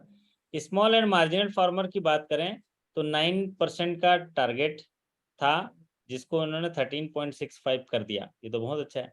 ये 9% का टारगेट जो है 22 के लिए है, 23 के लिए 9.50 होगा और 24 के लिए जो है 10% होगा। और माइक्रो फाइनेंस, माइक्रो एंटरप्राइजेस देखिए, माइक्रो एंटरप्राइजेस 7.5% है, ये 7.90% है, बराबर नेक टू नेक इन्होंने किया है। वीकर सेक्शन 11% है, जो 2022 में 11% का लक्ष्य रखा गया, लेकिन एक्चुअल में इन्होंने वीकर सेक्शन 16.20 कर दिया, बहुत अच्छा तेज कर दिया। मतलब इन्होंने 24 का भी टारगेट पूरा कर दिया। 24 का टारगेट कितना है अभिनंदन जी वीकर सेक्शन का? 12%। 12%। और आपके ग्रामीण बैंक के लिए 15%। 15%। हाँ, तो यहाँ पर होगा 11% ये 22 में है और 12% 24 में होगा। 12%, क्योंकि 23 में 11.5 होगा और 24 में 12 होगा। तो 16 कर दिया। और टोटल प्रियरिटी सेक्टर का टारगेट 40% है और यहाँ पर 43.24% है। आपने एक्चुअल अचीवमेंट किया 43.24%। तो इनको RIDF में रखना नहीं पड़ेगा, बढ़िया वेल अचीव कर लिया इन्होंने, टारगेट लक्ष्य पूरा कर दिया। अब बात करते हैं इनका जो ओवरसीज ब्रांचेस हैं, क्योंकि ये ओवरसीज ब्रांचेस जो बिजनेस कर रहे हैं उनका देखिए कि ओवरसीज ब्रांचेस अगर टोटल बिजनेस की बात करें तो इनका डिपॉजिट अगर बात करें, ओवरसीज ब्रांचेस देखिए ये DIFC दुबई में, हांगकांग, सिडनी, 3 जगह इनके ओवरसीज ब्रांचेस हैं। कितनी ब्रांचेस हैं अभिनंदन जी? 3 ब्रांचेस हैं। 3 ब्रांचेस, हाँ। DIFC दुबई, है ना, हांगकांग, सिडनी। बढ़िया, जो भी साथी काम कर रहे होंगे इनका अलग से सिलेक्शन होता है, प्रमोशन होता है और इनको यहाँ पर फॉरेन में जो है वहाँ पर पोस्टिंग दी जाती है। तो यहाँ पर जो है इनका देखिए, ये जो ब्रांचेस में डिपॉजिट है 290 करोड़ का। टोटल डिपॉजिट कितना है? 290 करोड़ का। 290 करोड़। टोटल एडवांस कितना है? 17,138 करोड़ का। तो ये एडवांसेस के लिए ही बने हैं। ये यहाँ क्यों रखे गए हैं? ये एडवांसेस के लिए, विदेश की कोई कंपनी आती है तो बैंक यहाँ से परमिशन देके वहीं से एडवांसेस करते हैं। तो ये खास करके एडवांसेस के लिए देखिए, इनका 17,138 करोड़ का एडवांसेस है, 290 करोड़ का डिपॉजिट है। तो टोटल जो बिजनेस है ओवरसीज बैंक का 17,428 करोड़ का है। मतलब 17 लाख करोड़ का लगभग बिजनेस में ये जो है, मान लीजिए कितना, ये 17,428 जो करोड़ है वो विदेशी शाखाओं से, ओवरसीज शाखाओं से, बाकी बिजनेस जो है डोमेस्टिक से है। बैंक के पास एक सब्सिडरी भी है, union Bank of India UK limited, और एक जॉइंट वेंचर भी है मलेशिया के साथ, इंडिया इंटरनेशनल बैंक मलेशिया। तो 3 ओवरसीज ब्रांचेस हैं और एक सब्सिडरी है union Bank of India UK limited, मतलब यूनाइटेड किंगडम में होगा, और इंडिया इंटरनेशनल बैंक मलेशिया, ये BSD जॉइंट वेंचर है, मतलब वहाँ के बैंक के साथ मिलके ये जॉइंट वेंचर किए हैं। तो ये कुछ ओवरसीज ऑपरेशन है। और अगर स्टेटमेंट ऑफ एसेट लायबिलिटी की बात करें तो वही है जो हमने अभी चर्चा किया है, टोटल बिजनेस और टोटल एडवांसेस। इसमें कैपिटल को याद रख लीजिए, 6,834 जो है इनके कैपिटल हैं करोड़, और बाकी फिगर जो है सब सेम है। ये स्टैंड अलोन है क्योंकि इसमें जो उनकी और सब्सिडीज वगैरह का सब चीज़ें ऐड नहीं है, ये स्टैंड अलोन है, तो उनको ऐड करेंगे तो वो टैली हो जाता है टोटल बिजनेस में। अब महत्वपूर्ण बात जो इस बैलेंस शीट में ध्यान देने वाली बात है, इनका कॉस्ट ऑफ डिपॉजिट। इनका डिपॉजिट कितना है अभिनंदन जी इस बैंक का? 10 लाख करोड़ से ज़्यादा है ना? 10 लाख करोड़ का डिपॉजिट है। तो डिपॉजिट में इनका खर्चा कितना आ रहा है वो है। आप बताइए डिपॉजिट में मैक्सिमम इंटरेस्ट कितना देते हैं आपके बैंक में अभिनंदन जी? डिपॉजिट मैक्सिमम सर अभी 6.1 अगर चलो होगा 6% मान लें, estimation। 6%। हम्म, तो 6% ये अपना मैक्सिमम है, लेकिन यहाँ पर जो है 4% का खर्चा आ रहा है। इनका ज्यादा ही आ रहा है खर्चा, क्यों बताओ? क्योंकि इनका ज्यादातर एफडी में है। इस बैंक का 10 लाख करोड़ का डिपॉजिट में से 7 लाख करोड़ ये एफडी है और 3 लाख करोड़ कासा है, तभी ये कॉस्ट ज्यादा आ रहा है, नहीं तो ये कम आता। इसीलिए तो बोलते हैं कासा डिपॉजिट बढ़ाओ, है ना? तो इस बैंक का हम क्या देखें कि देखो इस बैंक में ये जो 10,32,हजार करोड़ का कुछ बिजनेस है, डिपॉजिट है, उस डिपॉजिट में से 7 लाख के आसपास जो है वो एफडी है और 3 लाख के आसपास जो है वो कासा है। तो फिर भी इसका खर्चा जो है 4% आ रहा है। कॉस्ट ऑफ फंड जो अगर देखेंगे वो 3.6062 है, कॉस्ट ऑफ फंड 3.62 है। और ये फंड क्या है? ये कॉस्ट ऑफ फंड मतलब कहीं पर से हम बोरोइंग में लाए रहते हैं पैसा, उसका खर्चा है। और आता है कमाने वाला यील्ड ऑन एडवांस। ये कॉस्ट ऑफ फंड मतलब समझ पाए ना अभिनंदन जी? जैसे ये डिपॉजिट है, ये किसने दिया? पब्लिक ने दिया, कहीं भी गवर्नमेंट ने दिया डिपॉजिट। कॉस्ट ऑफ फंड मतलब कहीं से हम बोरोइंग करके लाते हैं, है ना, ताकि वो अपने लाइबिलिटी साइड एक बोरोइंग होता है ना, तो उसमें खर्चा हाँ होता है, उसमें खर्चा है 3.62%। और यील्ड ऑन एडवांस मतलब जो लोन देते हैं उसमें जो है इनकम। तो सबसे इनकम। हाईएस्ट पर जो लोन का रेट, इंटरेस्ट रेट कितना होता है आपके यहाँ रिटेल में या किस में? 13%, 14% ऐसे होता है ना? हाँ हाँ तो ओवरऑल देखेंगे तो आपका जो इंटरेस्ट यील्ड ऑन एडवांसेस है ये 6.98 है, मतलब सबका एवरेज निकाला जाता है। क्यों? क्योंकि केसीसी में आप 7% देते हो, किसी में ज़्यादा देते हो, किसी में कम देते हो, तो ये पूरा यील्ड ऑन एडवांस जो आपकी असली जो यील्ड दक्षता है, आपकी जो कमाई है वो है, सारे जो लोन में 6.98 आता है और कॉस्ट ऑफ डिपॉजिट आता है 4.13। तो इनका जो 1 डिफरेंस, हाँ इनका जो डिफरेंस होता है फिर नेट इंटरेस्ट मार्जिन में आता है। लेकिन ये कॉस्ट ऑफ डिपॉजिट मतलब हमारे डिपॉजिट पर हम कितना इंटरेस्ट पे करेंगे, और यील्ड एंड एडवांसेस जो एडवांसेस पे कितना इनकम करेंगे, ये है आपका इस रेशियो का मतलब। अब आता है, मान लीजिए इनकी कमाई देखिए 2022 का जो इंटरेस्ट में कमाई है 45,236 करोड़ का, साल भर की कमाई है 45,236 करोड़ का। और जो इन्वेस्टमेंट किया, क्योंकि बैंक क्या करती है, कुछ पैसा लोन में देती है, कुछ पैसा कहीं इन्वेस्ट कर देती है और कहीं पर अदर इंटरेस्ट इनकम लेती है, जैसे प्रोसेसिंग चार्ज हो गए, बैंक का इंश्योरेंस हो गए, ये कमाई है। तो 45,236 करोड़ इंटरेस्ट में इनकम है, 19,943 करोड़ जो है इन्वेस्टमेंट में इनकम है, और अदर इंटरेस्ट इनकम है 2,766 करोड़ का। तो टोटल इनकम अगर साल का देखेंगे, टोटल जो इंटरेस्ट इनकम देखेंगे यहाँ पर 67,000, टोटल इनकम 67,944 करोड़ का इनकम है। कितना? लगभग 70,000 करोड़ कमाई है। कितना है अभिनंदन जी? 70,000 करोड़ की कमाई है। 70,000। हाँ हाँ। लेकिन खर्चा भी देखो, खर्चा भी 40,000 करोड़ है। तो 70,000 कमाए, 40,000 खर्चा, बचा कितना? 30,000 करोड़ बचा। 30,000 का। हाँ अब 30,000 करोड़ में से यहाँ पर ये 30,000 करोड़ में से अब इनको क्या करना पड़ेगा? जो 30,000 करोड़ है उसमें से हमको करना पड़ेगा प्रोविजन। क्या करना पड़ेगा? ये प्रोविजन करना पड़ेगा। Provision provision. तो प्रोविजन करना पड़ गया 16,641। जैसे कि अभी बोले प्रोविजन, आपने बताया था ना प्रोविजन एनपीए में भी प्रोविजन करते हैं। तो एनपीए में देखिए सबसे 12,000 लगभग करोड़ का प्रोविजन है। फिर स्टैंडर्ड एसेट में भी करते हैं, जो इन्वेस्टमेंट किए हैं उनमें भी प्रोविजन करना पड़ता है, क्योंकि इन्वेस्टमेंट डूब भी सकता है, तो इसलिए उसमें भी प्रोविजन हाँ करना होता है। रिस्ट्रक्चर एडवांस में प्रोविजन, टैक्स लाइबिलिटी है उसमें प्रोविजन, टैक्सेशन, ये सारी चीजों में प्रोविजन करके 16,641 करोड़ का प्रोविजन है। तो 30,000 में से अब लगभग 20,000 प्रोविजन में चला गया, अब बचा 10,000। तो 10,000 में से फिर वो टैक्स काटते हैं, टैक्स जमा करते हैं। टैक्स जमा करने के बाद जो टोटल प्रॉफिट आया कितना आया, 5,232 करोड़ का। कितना है अभिनंदन जी प्रॉफिट इस बैंक का? 5,232। हाँ देखो, कई ग्रामीण बैंक का इतना जो है एडवांसेस ही नहीं होता है ना, जितना ये प्रॉफिट हाँ कमाए, हाँ 5,232 करोड़ का। हालांकि इससे तुलना करना अच्छी बात नहीं है, क्योंकि इनका तो पैन इंडिया इतना ब्रांचेस के साथ विस्तार किया गया है। तो 5,232 करोड़ का इनका नेट प्रॉफिट आया। और ये प्रॉफिट में कितना ग्रोथ किया है देखिए, इन्होंने 80% का ग्रोथ किया है पिछले साल से प्रॉफिट में, है ना। मतलब इन्होंने लगातार अच्छा काम किया, एनपीए को बढ़ने ही नहीं दिया, इसका मतलब एनपीए को बढ़ने ही नहीं दिया। और अपने वो जो उनके इंडिकेटिव सस्टेनेबल इम्प्रूवमेंट में देखा होगा। फिर उसके बाद नए एडवांसेस में अच्छे ग्रोथ किए, 10% का एडवांस ग्रोथ किया।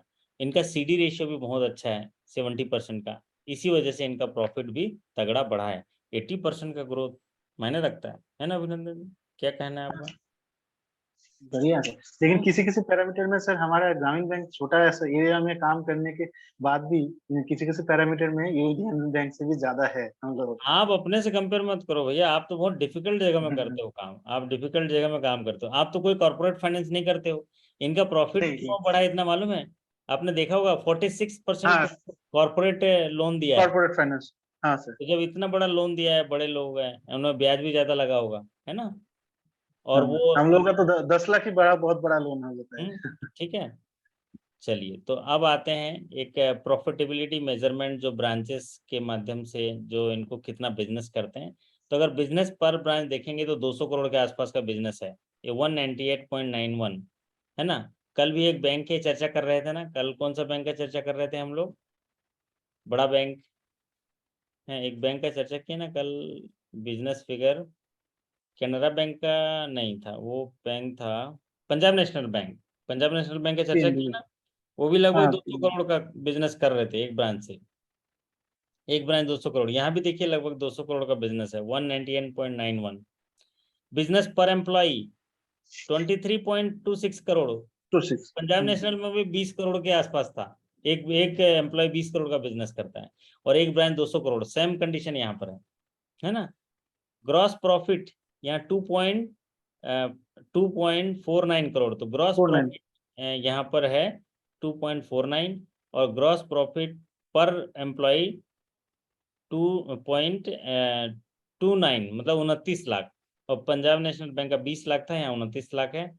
और अगर ग्रॉस प्रॉफिट पर ब्रांच है तो 2 करोड़ वहाँ भी था, यहाँ भी 2 करोड़, यहाँ 2.50 है, मतलब 2.50, 2.49 करोड़ है। तो ये फिगर तो बहुत अच्छा है। जो यूनियन बैंक के साथी हैं वो प्राउड फील करते होंगे कि एक ब्रांच 200 करोड़ का बिजनेस करती है, एक एम्प्लॉय 23 करोड़ का बिजनेस करता है, एक ब्रांच 2.5 करोड़ का प्रॉफिट देता है, और एक एम्प्लॉय जो है 29 लाख का प्रॉफिट देता है। उतना सैलरी वैलरी काटने के बाद, इतना सैलरी लेने के बाद, 10-12 लाख सैलरी लेने के बाद, फिर वो ऑपरेटिंग खर्चा, एटीएम का खर्चा, कस्टमर का खर्चा, सारा खर्चा काटने के बाद इतना प्रॉफिट देता है ना। बहुत बढ़िया बात है ना। चलिए, अब अगर एनपीए की बात करें तो एनपीए में देखिए, ग्रॉस एनपीए के परसेंटेज को आप देखिए 11.11% है। तो 11.11% ग्रॉस एनपीए है, इसको अच्छा माना जाएगा। 10 से ज़्यादा नहीं होना चाहिए वैसे तो ग्रॉस एनपीए, और नेट एनपीए 6 से ज़्यादा नहीं होना चाहिए, लेकिन यहाँ ये 11 के आसपास है, ठीक है। और नेट एनपीए जो है 3.68 है, नेट एनपीए 3.68 है, ये बहुत अच्छा है। इनका प्रोविजन कवरेज रेशियो 83.61 है, जो बहुत ही अच्छा माना जाएगा, 83.61। अब बात करते हैं सीआरएआर, ये सबसे महत्वपूर्ण है किसी भी बैंक के लिए सीआरएआर, क्योंकि इंटरनेशनल जो अपनी सस्टेनेबिलिटी प्रूव करने के लिए, बैंकिंग को जो है स्थापित करने के लिए, हमको बेसेल के दिशा निर्देशों का अनुपालन करना पड़ता है। और बेसेल का इम्प्लीमेंटेशन इंडिया में जो बेसेल 3 के आधार पर, बेसेल 3 के नॉर्म्स के आधार पर capital to risk weighted asset ratio 11.50 होना चाहिए 1 जनवरी हाँ 2023 को। और इनका अभी मार्च 22 में ही कितना हो गया देखिए, 14.52, जो कि बहुत अच्छा माना जाएगा, क्योंकि हमारा काम है पूरा रिस्क का व्यापार है। क्यों डरते हो प्यार में? क्योंकि खुद तो करते हो रिस्क, खुद तो पड़े हो रिस्क के व्यापार में, पूरा टाइम तो रिस्क ही है। ये हमारा शेखर बोलता है, सर जाते तो हैं अच्छा खुश खुश, लेकिन आते समय बड़ा टेंशन रहता है कि कैश मिलेगा कि नहीं मिलेगा, मिलेगा कि नहीं मिलेगा, किसी को ज्यादा तो नहीं चला गया, है ना। तो शेखर जी आप भी टेंशन में रहते हो कैश मिलेगा कि नहीं, आपके मैनेजर साहब भी टेंशन में रहते हैं, किसी को लोन दे रहा हूँ वो लौटाएगा कि नहीं लौटाएगा, लौटाएगा कि नहीं लौटाएगा। तो पूरा कारोबार क्या है, पूरा रिस्क है बैंक में। तो तो सर वो हर्षद मेहता का डायलॉग है ना, रिक्स है तो इसका है वही है। हाँ रिस्क है तो इश्क है, तो हमें भी तो इश्क है ना, हमें वहाँ रिस्क है, इसीलिए तो बैंक से इश्क है। तो बैंक हम छोड़ते कहाँ है ना, फिर टिफिन लेके पहुंच जाते हैं। तो यहाँ पर देखिए कि इनका कैपिटल एडुकेसी रेशियो क्या होता है। हम बैंक से कोई भी पैसा बैंक से बाहर कहीं पर भी रखते हैं ना अभिनंदन जी, उसमें रिस्क है। ये जो इंटरनेशनल सेटलमेंट जो बैंकिंग या बेसल जो जगह है, उन्होंने बोला है कि बैंक में अगर कोई भी कुछ नुकसान हो जाए तभी बैंक बचा रहना चाहिए, क्योंकि इसमें पब्लिक इंटरेस्ट है, लोगों का पैसा बैंक के ऊपर है, भरोसा टूटना नहीं चाहिए, इसलिए बैंक को मजबूत होना चाहिए। और ऐसे मजबूत बैंक बनाने के लिए उनके पास पूंजी होना चाहिए, पर्याप्त तो पूंजी होना चाहिए। क्या होना चाहिए? पूंजी होना, कैपिटल होना चाहिए। आपका मतलब औकात होना चाहिए, इसका मतलब है कि किसी को लोन देना चाह रहे हो ना, तो रिस्क सहने की क्षमता होनी चाहिए। अगर हम किसी को लोन दे रहे हैं तो हर लोन में रिस्क है। पर्सनल लोन में 100% रिस्क है, मतलब 100 रुपये दिए तो 100 रुपये का रिस्क है। स्टाफ में 20% रिस्क है, अगर वह मतलब हाउसिंग लोन दिए तो। अदर लोन दिए तो कितना टका रिस्क है स्टाफ में? 75%। 75। तो हर लोन में रिस्क है। और टोटल रिस्क को जोड़ने के बाद मान लीजिए 100 रुपये का रिस्क होता है, आपने 100 रुपये का लोन बांटा, 100 रुपये का रिस्क है, तो आपके पास 11.5 रुपये पूंजी होनी चाहिए, कैपिटल, है ना। तो वो कैपिटल जो है 11.5 होना चाहिए, लेकिन यहाँ पर 14.5 है, 14.52, इसको अच्छा माना जाएगा। फिर इसमें ये भी होता है, टायर 1 का 7 होना चाहिए, इनका टायर 1 कैपिटल बहुत ज़्यादा है। टायर 2 का 2% होना चाहिए, तो ये 2.32% है। ये शायद एक कैपिटल कंजर्वेटिव बफर रखा है इन्होंने, 2.3 बफर, हाँ बफर है। 2.2 बफर। तो इनका जो टायर 2 जो है वो 1.56 है, तो इस तरह से कैटेगराइजेशन दिया गया है। 14.52 ये आपका बहुत अच्छा है। चलिए अब बात करते हैं अगले स्लाइड पर। अगला स्लाइड आपका देखिए शेयर कैपिटल, ये वाला है शेयर कैपिटल। शेयर कैपिटल आपका है 6,835 करोड़, ये कैपिटल है। और इस कैपिटल में सबसे ज्यादा शेयर किसका है? गवर्नमेंट ऑफ इंडिया का है अभिनंदन जी। कितना है देखो गवर्नमेंट ऑफ इंडिया का शेयर? 83.49%। 8%। आपको क्लियर दिख रहा है ये जो पीछे हाँ पिक्टोरियल है, स्पष्ट दिख रहा है? हाँ हाँ। तो आप देखिए ये जो शेयर है, पूंजी है इस बैंक की, जो कैपिटल है 6,835 करोड़ में से सबसे बड़ा हिस्सा जो है गवर्नमेंट ऑफ इंडिया का है, इसलिए इसको पब्लिक सेक्टर बैंक कहते हैं, 83.49%। और 4%। उसके बाद जो ये उसके बाद जो बड़ा वाला हिस्सा है वो पब्लिक एंड अदर्स का है, मतलब ये शेयर जो दिया हुआ ना बैंक ने, शेयर शेयर बांटा है, तो इसमें भी शेयर में सभी एम्प्लॉय खरीदे होंगे, एम्प्लॉय का हिस्सा ज्यादा होगा, तो ये शेयर जो है पब्लिक एंड अदर्स का है। फिर उसके बाद जो होता है वो DII है, मतलब अदर कुछ इंस्टीट्यूट हैं उनके लिए है, और फाइनेंशियल के लिए 1.18 है ना। तो ये रेशियो है शेयर पैटर्न का। और इस स्क्रीन से केवल ये 6,835 करोड़ के share, number of equity share. और इनका क्या हुआ था, अभी डिविडेंड जारी किए थे इन्होंने मार्च में, 1.90 प्रति शेयर डिविडेंड, मतलब एक शेयर के पीछे 1 रुपये 90 पैसा का डिविडेंड दिया था। तो ये इसलिए डिविडेंड क्यों देते हैं अभिनंदन जी? प्रॉफिट में आने पर डिविडेंड देते हैं, है ना, प्रॉफिट अपने में है ना, अपने हाँ, अपने शेयर होल्डर को खुश करना। खुश करना। यस, क्योंकि उन्होंने भरोसा जताया, भाई उनके पूंजी से तो व्यापार कराए ना आपने, उनके पूंजी से प्रॉफिट कमाए, तो थोड़ा सा मालिकाना हिस्सा तो है ना इनका, है ना, पूंजी लगी है आपकी, जैसे आप शेयर लिए तो आप थोड़े से हिस्सा तो मालिक आप भी हो ना। तो हम क्या कहते हैं, हाँ मालिकों का पैसा जो है बिजनेस में लगा है तो उसको पूंजी कहते हैं। तो इसीलिए जब बिजनेस से प्रॉफिट हुआ तो मालिक को मिलना चाहिए, इसीलिए उनको डिविडेंड जारी करता है। अब आप बताइए कि इसमें जैसे कि ये 70,000 करोड़ का इनकम हुआ इनको, और उसमें से 40,000 खर्च किए, 30,000 करोड़ जो है इनका ऑपरेटिंग प्रॉफिट हुआ। उसके बाद सारा खर्चा प्रोविजन सब करके 5,252 करोड़ का 200 नेट प्रॉफिट हुआ। तो उसी आधार पर ये डिविडेंड उनको बांटे गए, ये 1.90 प्रति शेयर इनको डिविडेंड दिया गया।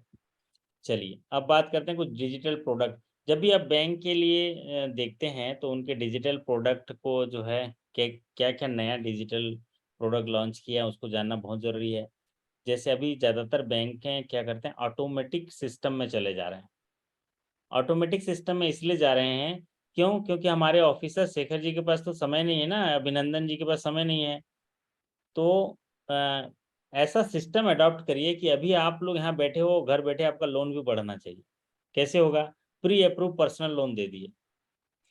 ये जो प्री अप्रूव पर्सनल लोन है या प्री अप्रूव लोन है, ये बहुत आने वाले दिनों के महत्वपूर्ण, आप लिख के रखिए, आने वाले दिनों में ये ऑटोमेटिक लोन जो हैं ये आपके लिए कंपलसरी सभी बैंकों में ऑटोमेटिक लोन होंगे।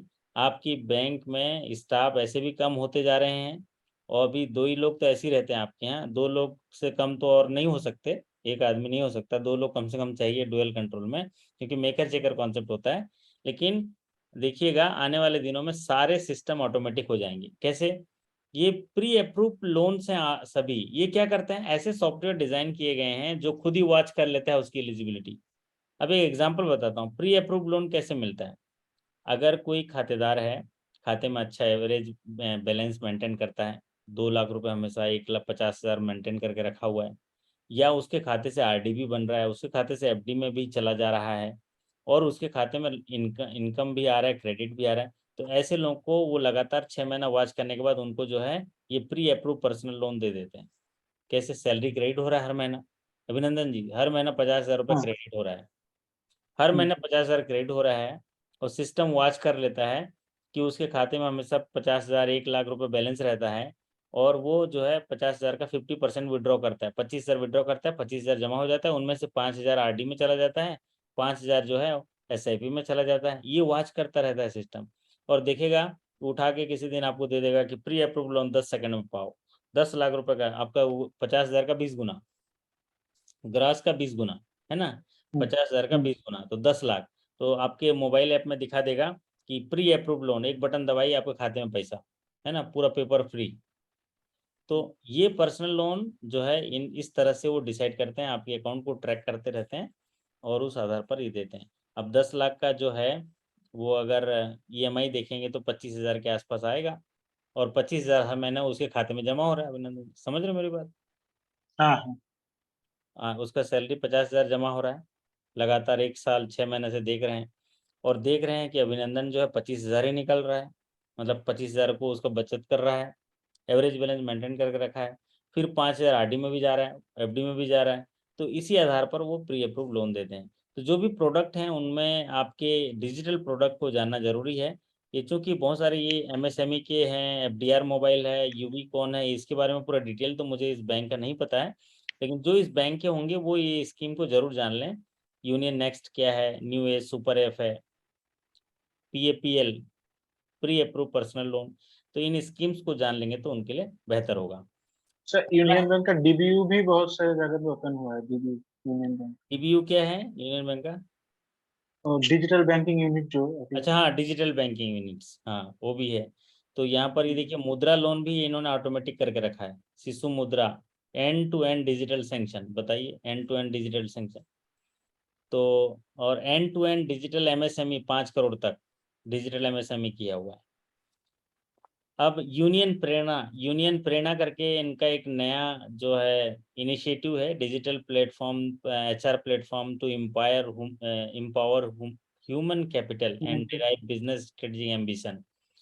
मतलब इन्होंने एचआर प्लेटफॉर्म में जो भी उनके एम्प्लॉय हैं उनके लिए यूनियन प्रेरणा प्रेरणा रिलेटेड जो है ये एक इनिशिएटिव लिया है, जिसमें से वैल्यू बेस्ड बिजनेस ग्रोथ, या उनको प्रोत्साहित करता होगा, उनको रिकॉग्नाइज करता होगा, उनकी पोस्टिंग सही जगह रखता होगा, सही व्यक्ति को सही स्थान पर पोस्टिंग करते होंगे, ताकि ये मिसाइल जो डालेंगे तो सीधा लक्ष्य को भेजते हुए चला जाएगा। इनका मतलब देख रहे हो, प्रेरणा है हाँ, एकदम। मोटिवेट करते रहना है एम्प्लॉय का हर वक्त। हाँ, एम्प्लॉय को उनके टैलेंट को रिडिज़ाइन करते हुए, उसमें इम्प्रूव करते हुए, कहाँ कौन फिट बैठेगा उस जगह में सही से रीलॉन्च करना है ना, और फिर उसके बाद उनको प्रेरित करते रहना है। इस तरह का ये कॉन्सेप्ट उन्होंने निकाला है, एचआर का इनिशिएटिव है यूनियन प्रेरणा।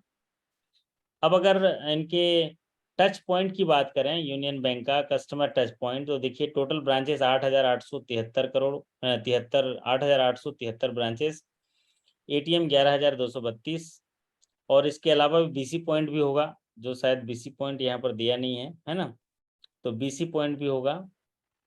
तो 8,873 और 11,232 जो एटीएम मिला के आपके जो टोटल बिजनेस 17 लाख 17,34,34,000 लगभग जो बिजनेस करते हैं, या 17,48,000 बिजनेस करते हैं। और ये अगर मान लीजिए इसका ओवरऑल अगर देखेंगे तो 10,32,000 लगभग जमा है और 7,16,000 जो है एडवांसेस है। ये मिल के 8,873 ब्रांचेस, लगभग 200 करोड़ का बिजनेस एक ब्रांच करती है, और एक एम्प्लॉई जो है वो 22 करोड़ का बिजनेस करते हैं, और प्रॉफिट जो है 29 लाख एक एम्प्लॉय प्रॉफिट करता है, एक ब्रांच लगभग 2.5 करोड़ का प्रॉफिट करता है। सोशल मीडिया प्रेजेंस यहाँ देखिए, इनके फेसबुक पर 18,50,000, ट्विटर पर 2,96,000 हैं। अभिनंदन जी, ट्विटर से याद आया यार, ट्विटर अकाउंट हमको भी खोलना। हमें एक जन ने पूछा, सर आप पढ़ाते हैं यूट्यूब पे? हाँ पढ़ाते हैं, तो आपका ट्विटर अकाउंट दिखाइए। तो हमने कहा ट्विटर अकाउंट में कहाँ पढ़ाते हैं, हम तो यूट्यूब पे पढ़ाते हैं। तो बोले नहीं, आपका ट्विटर अकाउंट, फेसबुक, इंस्टाग्राम में फॉलोअर कितने? तो हमारे फॉलोअर ही नहीं थे यार, बताओ। तो बोले सर आप क्या पढ़ाते हो? हम, हाँ अब आप समझ ले, आप जज है, हम तो पढ़ाते हैं बोल रहे हैं, अब हम आप साबित थोड़ी ना करेंगे हम क्या पढ़ाते हैं। हम क्या पढ़ाते हैं, कैसे पढ़ाते हैं, वो हमारे स्टूडेंट जानेंगे। लेकिन वो जज कर रहा था किससे मालूम है राजू जी? वो जज कर रहा था कि वो उससे इंस्टाग्राम में कितने आपका फॉलोअर फॉलोअर्स कितना है, आपका फॉलोअर्स और कितना है? ट्विटर में कितने फॉलोअर हैं। अब ट्विटर में जाके देखिए तो हम दिखाई, ये देखो हमारा ट्विटर है, तो उसमें गिनती के 2-3 फॉलोअर हैं वहां पर हैं। तो मैंने कहा सर मैं हूँ रिप्रेजेंटेटिव मेरे बैंकर साथियों का, और बैंकर साथियों के पास ना एकदम कम समय मिलता है, ट्विटर वीटर ये इंस्टाग्राम के लिए बहुत कम समय मिलता है, और इतना देश सेवा में और समाज सेवा में समर्पित होते हैं। उसके बाद जाके परिवार सेवा, बोलो जय राम जी की। हैं, एक तो जय बैंक राम सेवा जी। करते हैं, पब्लिक सेवा करते हैं, देश सेवा करते हैं, और थोड़ा बहुत समय मिला तो परिवार सेवा, क्योंकि आधा एक घंटा तो फिर यहाँ पर हम स्टडी करते हैं पढ़ने की, हैं फिर सोते भी हैं। तो अपने बैंकर के पास वैसे ये समय का बहुत ही लोचा रहता है। सोशल मीडिया, फेसबुक वगैरह में जरूर होंगे, क्योंकि फेसबुक वगैरह में स्क्रॉल करते रहते होंगे, लेकिन ये जो नए ट्विटर है, इंस्टाग्राम है, और ये लिंक्डइन वगैरह है, इनमें कम रहते हैं। फेसबुक में और यूट्यूब में ये दोनों में ज़्यादा रहते हैं। सही है अभिनंदन जी? हाँ थैंक सही है, सही। यू। अच्छा, फेसबुक हमें बिल्कुल पसंद नहीं है, खाता खोल के रखे हैं लेकिन उसमें वो कुछ डालने का मन ही नहीं करता है, किसके पास चला जाता है पता ही नहीं चलता है। हैं, और कौन क्या सोच रहा है वो भी पता नहीं चलता है उसमें, कौन अच्छा सोच रहा है कौन बुरा सोच रहा है, ये एकदम एकदम भयावह है ये सोशल मीडिया ना, एक अलग से। अगर आपको माइंड ठीक नहीं है ना, तो आप सोशल मीडिया परेशान कर देगा। कई लोग जो है एकदम सुसाइड कर लेते हैं सोशल मीडिया के चक्कर हैं। तो सोशल मीडिया में सबसे अच्छा अगर प्लेटफॉर्म देखेंगे, ये जितने सारे यहाँ प्लेटफॉर्म दिए, सबसे अच्छा प्लेटफॉर्म है यूट्यूब, है ना यूट्यूब। राजू जी? क्या कारण है? क्योंकि इसमें आपको जो चाहिए वो मिलता है, ज्ञान चाहिए ज्ञान मिलेगा, या आपकी जो जो चाहिए वो आपको मिलेगा यूट्यूब पे। जैसे अभी आप बैंकिंग पढ़ रहे हैं तो हमारे यूट्यूब से पढ़ रहे हैं, थोड़ी देर बाद अगर आपको लगेगा कि हाँ भाई मैं मोबाइल के बारे में कुछ सीखना चाहता हूँ, तो वो भी यूट्यूब में मिल जाएगा। अगर आपको कुछ मोटिवेशन वीडियो देखना है तो भी यूट्यूब से दिख जाएगा। और मैं तो कहूँगा आप सभी लोगों से कि मेरा एक पर्सनल चैनल भी है, उसको भी थोड़ा सब्सक्राइब करके रखिए, क्योंकि उसमें मैं थोड़ा जीवन जीता रहता हूँ ना, रिकॉर्डिंग करता रहता हूँ, उसको आप देखिए। मैं इसलिए कह रहा हूँ कि आपको भी अपने जीवन की रिकॉर्डिंग करनी चाहिए। क्या करनी चाहिए? आपको भी अपने जीवन की रिकॉर्डिंग करनी चाहिए। क्यों? क्योंकि जो समय चला गया वो कभी नहीं आएगा, लेकिन अगर रिकॉर्डिंग करके रखे तो उस समय को दिखा सकते हैं ना। मैं देखो अभी हम हर सेशन रिकॉर्ड करते हैं यहाँ पर, तो अगर इससे रिलेटेड कोई उसको दोबारा देख सकता है ना ये समय को, तो आपको अपने आप की रिकॉर्डिंग करनी होती है। कारण क्या है? उससे आप बेहतर होते हैं, बेहतर होते हैं। अगर आप आज से रिकॉर्डिंग करना चालू करेंगे अपनी, जैसे मैंने कुछ वीडियो मंगाए थे, है ना राजू नारायण जी, वो शिक्षक दिवस पे या किसी दिवस पे वीडियो बनाए थे। सर तो आप देखे होंगे पहली बार में कोई अच्छा नहीं कह पाएगा, थोड़ा कमजोरी होगा, लेकिन लगातार कहते रहेंगे कहते रहेंगे कहते रहेंगे तो आप 2 से 3 साल बाद आपके अंदर ये तो जबरदस्त चेंज आएगा ना बोलने में। आपका कंठ उस तरीके से हो जाता है, आपका फ्लो उस तरीके से हो जाता है, इसलिए हमको अपनी रिकॉर्डिंग करनी चाहिए। तो जो मैंने पहले ही वो पर्सनल चैनल स्टार्ट किया था, तो वो इसलिए स्टार्ट किया था, उसका वजह ये था कि भाई ऐसे मोबाइल होता है ना, मोबाइल में वीडियो भर जाता है आपका, है जगह जगह भर जाता है ना, तो हमने कहा यार यूट्यूब पे डाल देते हैं, क्योंकि कोई देखे ना देखे फिर हम देखेंगे। तो आप देखिएगा एक वीडियो ऐसे है जिसको 19 लाख लोग देख चुके हैं, वो पर्सनल ब्लॉग का वीडियो है, 19 लाख लोग। अब सोचो कि 19 लाख लोग अभी देख चुके हैं वो वीडियो, लगभग 3 साल पहले का वीडियो होगा। कहने का तात्पर्य ये है कि आप अपना रिकॉर्डिंग जरूर करिए। ये जरूरी नहीं कि आप सबको दिखाओ, कम से कम अपने तक रख लीजिए, कोई अच्छा होगा तो हम जरूर दिखा देंगे और समय आने पर दिखाएंगे। तो रिकॉर्डिंग करने से क्या होता है, हमारे अंदर खुद की बेहतरी होती है। तो यहाँ पर ये ब्रांच का टोटल नेटवर्क देख पाए, और उसके बाद आता है रिवार्ड। तो रिवार्ड अगर देखेंगे तो यहाँ पर 4th रैंक मिला है इनको पब्लिक सेक्टर बैंक का 2021-22 Q4 के लिए, enhance access and service excellence. और ये जो है ईज में इनको प्राइज मिला है गवर्नमेंट से, वित्त मंत्रालय से। तो ये भी आपको जो प्राइज मिलते हैं वो प्रमोशन एग्जाम में, इंटरव्यू में पूछे जाते हैं और रिटन एग्जाम में भी पूछे जा सकते हैं। तो और सबसे जो अगर हम बात करें तो यूनियन बैंक का ये सब्सिडरीज है, जॉइंट वेंचर है और एसोसिएट्स हैं। तो एसोसिएट अगर इनका देखेंगे तो ये चैतन्य गोदावरी ग्रामीण बैंक है, मतलब इसके स्पॉन्सर हैं, ये यूनियन बैंक जो है स्पॉन्सर हैं चैतन्य गोदावरी बैंक के। और बाकी ये सारे जो हैं फॉरेन जो है बताया था हमने, दुबई में एक है और आपका मलेशिया में जॉइंट वेंचर है, और ये सब्सिडरीज हैं। तो ये जो है सब्सिडरी कई बार प्रमोशन एग्जाम में भी पूछे जाते हैं, इनमें से कौन सा सब्सिडरी नहीं है, इस तरह का सवाल पूछे जाते हैं। तो ये रहा यूनियन बैंक के लिए एक जानकारी। और अगर मोटा मोटी इसको यूनियन बैंक का देखेंगे तो आप ये पाएंगे कि यूनियन बैंक में टोटल जो बिजनेस है लगभग 17.5 लाख, 17.5 लाख में 10.5 का जो है ये डिपॉजिट है, 7 लाख करोड़ का जो है एडवांसेज है। प्रॉफिट की बात करें तो 5,252 करोड़ का प्रॉफिट है।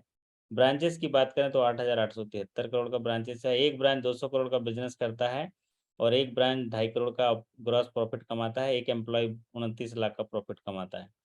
तो CRAR की अगर बात करें तो इनका 14.52% है। CD रेशियो की बात करें तो 69.68 लगभग 70% का है।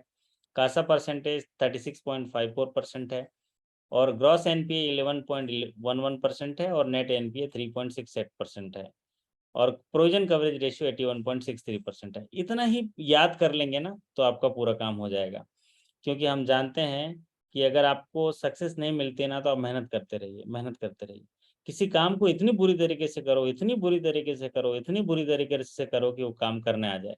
जैसे नोट गिनना नहीं आता था, अब तो आंख बंद कर दो तब भी नोट गिन लेते हैं, है ना। नकली नोट भी पकड़ा जाता है ना। ऐसा नकली नोट, ये नकली आया है, हाथ रुक जाता है वहीं पर, रुकता है कि नहीं, है ना। स्कैनर की जरूरत नहीं है। कोई भी काम मतलब जो पहले नहीं किए थे वो जरूर कठिन लगेगा, लेकिन लगातार उस पर करते रहेंगे तो वो आसानी से कर पाएंगे। क्योंकि सक्सेस की सबसे बड़ी खास बात यह है कि मेहनत करने वालों पर फिदा हो जाती है। रात दिन मेहनत करो। आप देखेंगे जो बड़े बड़े काम हुए हैं और रात दिन हुए हैं, चाहे पुराने जमाने से भी ले लो। आप घर में भी कोई बड़ा काम करते हो तो रात दिन मेहनत करना पड़ता है ना राजू नयन जी। घर में शादी विवाह कुछ सीजन कुछ होता है तो क्या होता है, रात में ये जगता है, लगना पड़ता है सर। जगना पड़ता है। कोई भी बड़ा काम, कुछ भी हासिल करना हो बड़ा काम तो रात दिन जगना पड़ता है। ये देखो ये इंटरव्यू की तैयारी कर रहे हैं तो रात दिन जगे पड़े है ना। तो करेंगे। तो आज ऐसा करते हैं, इंटरव्यू के लिए आपको पूरा सेशन तैयार है, कल सुबह करें 9 बजे। क्योंकि ना अभी जो आपके त्रिपुरा ग्रामीण बैंक के साथी तो सब सो गए होंगे, एक ही 2 साथी हैं, शेखर बाबू है, बहुत सीधा से इनको बोलना जगे रहो तो जगे रहता है, बिल्कुल चाय वाय लेके, है ना। है ना। और ये अभिनंदन आ जाता है, इनको अभिनंदन है इनका, है ना, इनका नाम ही अभिनंदन है, ये आता नहीं है तो क्लास चालू ही नहीं होता।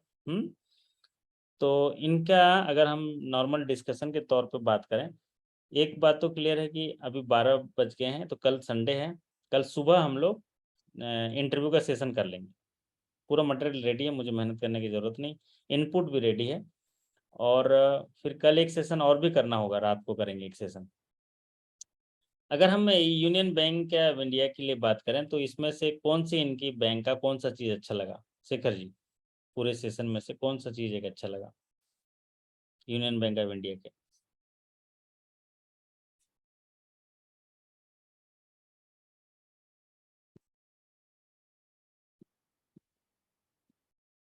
उनका लॉक हो गया लगा स्क्रीन। हाँ हाँ शेखर जी। हाँ, इस यूनियन बैंक का जो बहुत कुछ बहुत सी सारे पैरामीटर है जो जिसमें बहुत अच्छा है, जो जिसमें CRAR है और एडवांस है। मेनली मुझे सबसे ज्यादा अच्छा लगा एडवांस, जो जो एडवांस जो है 7.5 लाख के आसपास, वो मुझे बहुत अच्छा लगा। बहुत बढ़िया, क्योंकि बैंक का जो कोर कमाई है वो एडवांसेस से होता है, और इनका 10,32,000 करोड़ जो है लोगों ने जमा करके रखा है। 10,32,000 करोड़ पब्लिक डिपॉजिट है, डिपॉजिट। उनमें से इन्होंने 7 लाख करोड़ जो है एडवांसेस में दिया, 70% का CD रेशियो हिम्मत करके दिया, तो वो प्लस पॉइंट है। आपके हिसाब से क्या लगता है अभिनंदन जी?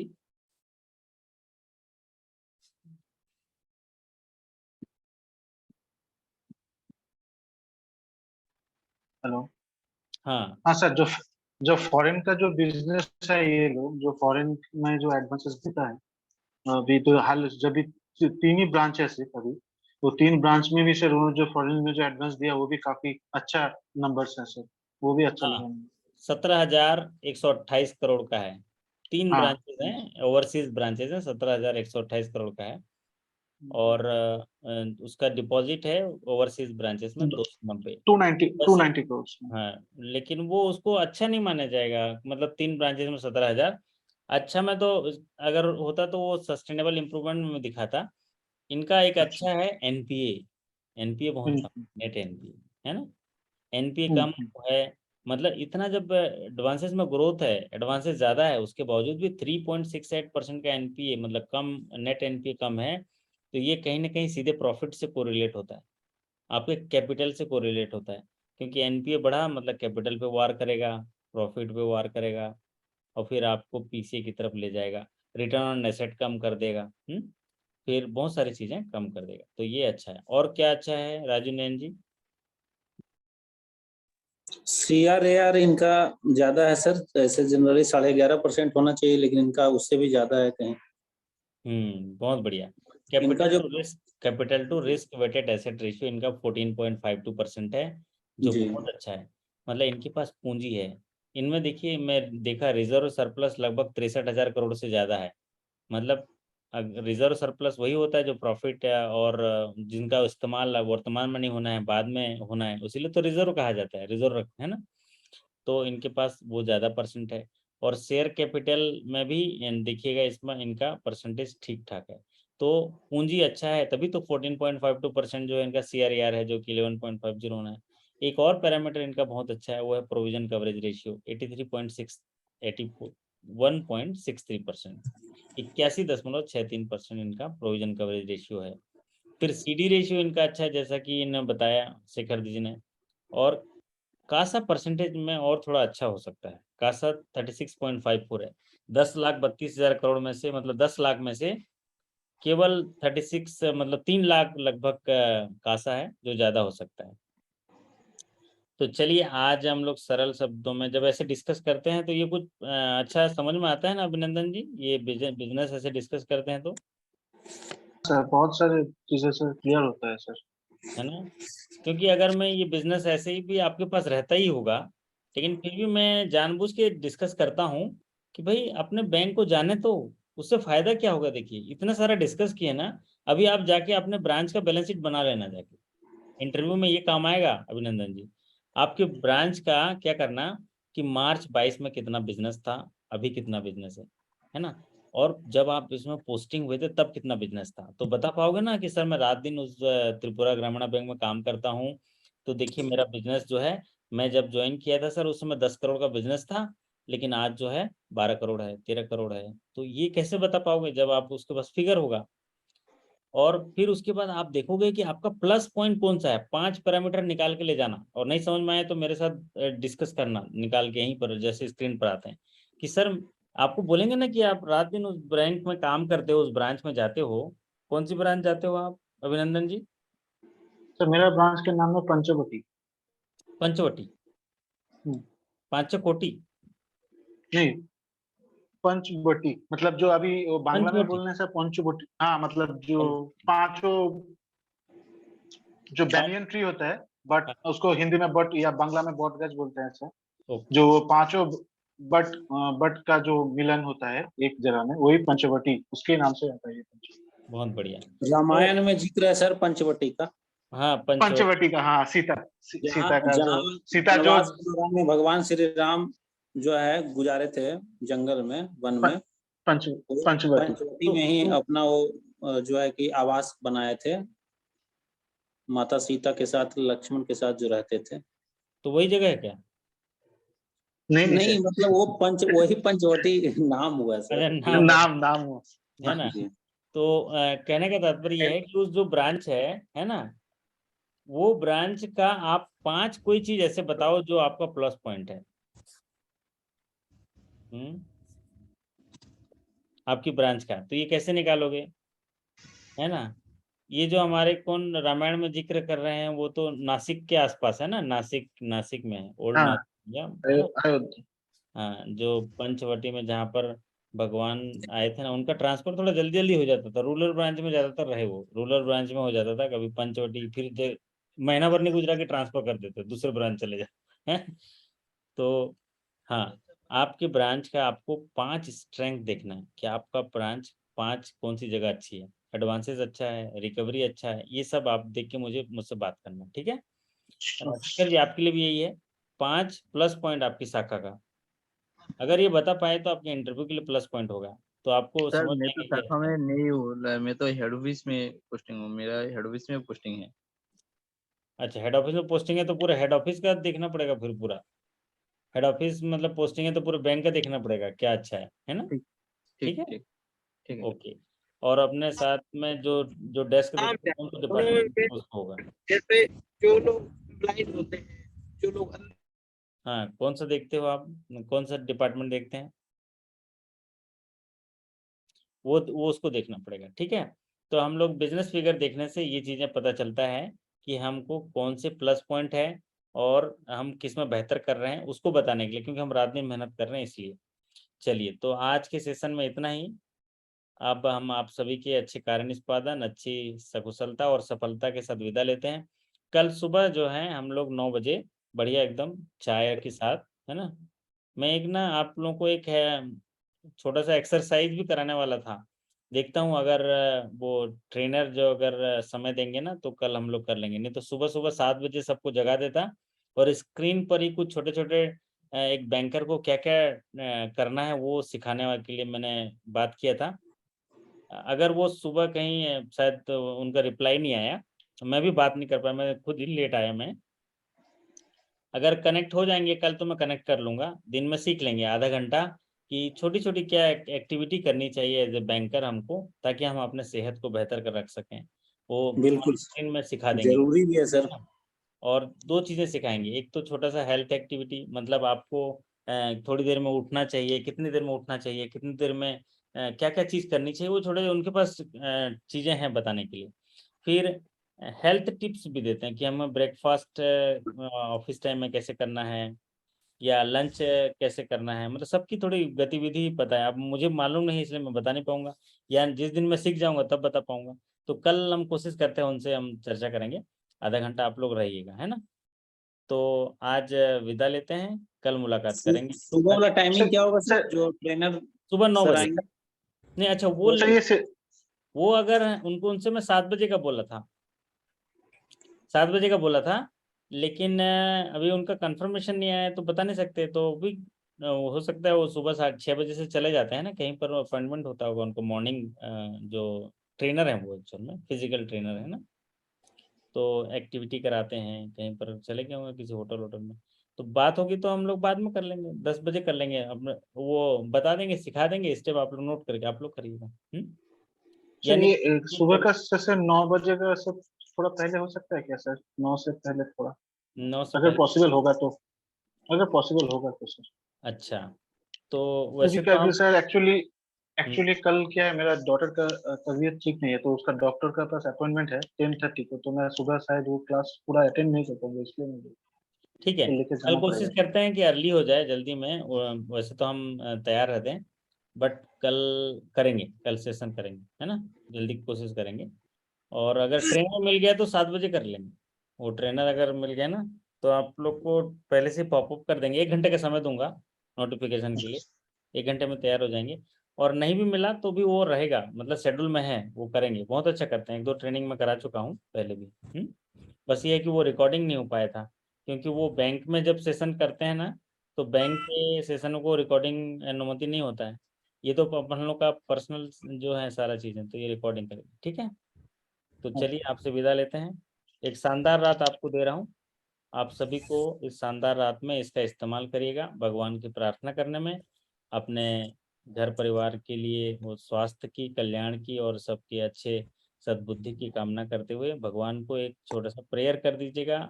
और प्रेयर करने के बाद सो जाइएगा। प्रेयर में साधारण प्रेयर, उनको मन में एकदम उनको याद करते हुए, अपने स्मृति पटल में बिठाते हुए भगवान को बोलिएगा कि भगवान मेरे दुर्भाग्य को सौभाग्य में बदल देना, मेरे अपमान को सम्मान में बदल देना, मेरे रोज को योग में बदल देना, मेरे रोग को निरोग में बदल देना, मुझे शक्ति दे देना, मुझे परिचय दे देना, मुझे सम्मान दे देना, मुझे पहचान दे देना, मुझे सफलता दिला देना, मुझे शक्तिमान बना देना, मुझे सौभाग्यशाली बना देना और उसका धन्यवाद कर देना। इतना भी कर दोगे ना डेली, तो आपका काम हो जाएगा। क्यों? क्योंकि इन शब्दों के साथ आपको भगवान क्या होता है, अभिनंदन जी हैं, अर्जुन गए, ओम नमः शिवाय, ओम नमः शिवाय, ओम नमः शिवाय, ओम नमः शिवाय, भगवान आ गए। बोले क्या चाहते हो? दो धनुष, दो धनुष, दो धनुष। हैं राजू जी, समझ रहे हो सिंपल लॉजिक फंडा? सर सर क्या बोले? भगवान के पास बोले ओम नमः शिवाय, ओम नमः शिवाय, भगवान आ गए। बोले क्या दो, अपना वो दो, क्या बोलते हैं, त्रिशूल दो, त्रिशूल दे दिए भगवान ने विनम्रता के साथ। भगवान मैं आपका भक्त। अरे यार, मतलब ज्यादा ना वो मत करो, चापलूसी मत करो, सीधा बताओ क्या चाहिए। तो मुझे मुझे ना पाशुपत्र चाहिए आपका, और मुझे ना ब्रह्मास्त्र चाहिए, दे दो, दे दिया ना। हाँ सर। अब आप बताओ, इतना धनुर्धारी, हम्म, इतना जबरदस्त योद्धा हम्म, अर्जुन, जो है सब जगह मांग मांगे इकट्ठा कर लिया। और ये हमारा राजू नयन, ये हमारा अभिनंदन, ये हमारा शेखर किसी से मांगता ही नहीं कुछ है। मांगो ना भैया, मांगो। भगवान मुझे ना ब्रह्मास्त्र दे देना, भगवान मेरे को सौभाग्य दे देना, मेरा दुर्भाग्य को सौभाग्य में बदल देना, भगवान मेरे अपमान को सम्मान में बदल देना, मेरा तकदीर चमकदार कर देना, मुझे शक्तिमान बना देना। ये क्या कर रहे हैं हम? प्रार्थना में क्या करते हैं? ये थोड़ा समझ रहा है? ये राजू नैन है, काफी दिन से जुड़ा है, ये समझता है क्या कर रहे हैं। मांग रहे हैं भगवान से, है ना। तो हमें मांगना पड़ता है, ठीक है। सच्चे मन से, विनम्रता से, भक्ति भाव से, समर्पण से और एक दिव्य आकांक्षा के साथ मांगिए ना, क्यों नहीं मिलेगा। देखना वो अर्जुन जब मांगने गया था, तो भूख प्यास सब नहीं हो, तो ओम नमः शिवाय ने, भगवान नहीं आएंगे तो मैं नहीं खाऊंगा, मैं रूठा रहूंगा, है ना। मतलब एक समर्पण दिखता है ना। तो ये सिखाता है हमको कि हमें चाहिए, है ना। वैसे आप लोग भी मांगते हैं कि सर ये मुझे बैलेंस शीट सिखा दो, तो मिल जाता है कि नहीं? सर ये अभी ये बोल रहे हैं इंटरव्यू के लिए, बोला कि सर 9 बजे कर देना, 8 बजे कर देना, तो मिल जाएगा। मांगना पड़ता है, ठीक है। तो चलिए, आशा करता हूँ कि आप लोग सीख रहे होंगे, सीखते रहिए, जीतते रहिए, मुस्कुराते रहिए। आप सभी से फिर मुलाकात करेंगे कल, तब तक के लिए धन्यवाद, नमस्कार, thank you so much, good night. Good night sir. Good night.